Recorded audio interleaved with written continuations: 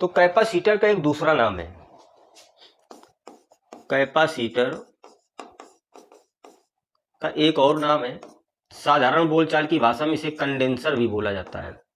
क्या बोला जाता है? कंडेंसर बोला जाता है। इसका काम क्या है? ये करंट को स्टोर करके रखता है। इसका वर्क क्या है? करंट को, बिजली को स्टोर करके रखता है, इकट्ठा करके रखता है, और जरूरत आने पर ये करंट दे देता है। कैसे? मान लेते हैं कि कोई फैन है, कोई फैन है आपका, ये फैन है कोई, इसको चलने के लिए जो नॉर्मल फैन होता है घरों में, जो वायरिंग होती है, तो उसमें जो धारा आती है, तारों में जो धारा आती है, लगभग 5 एम्पियर की धारा प्रवाहित होती है। कितनी धारा आती है? लगभग 5 एम्पियर की।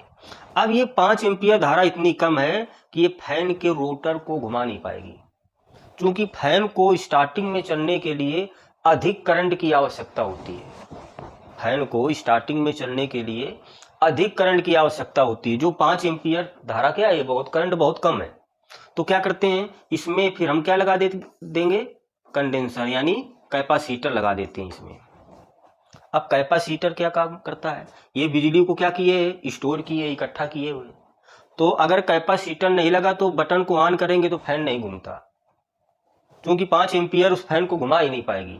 लेकिन जब हम कैपेसिटर लगा देते हैं, बटन को ऑन करेंगे तो फैन घूमने लगता है। इसका मतलब है ये जो बिजली इकट्ठा किए हुए था कंडेंसर, ये करंट किसको देता है? फैन को दे देता है, और फैन चलने लगता है, और फिर इसका काम खत्म हो जाता है, ये फिर चार्ज हो जाता है।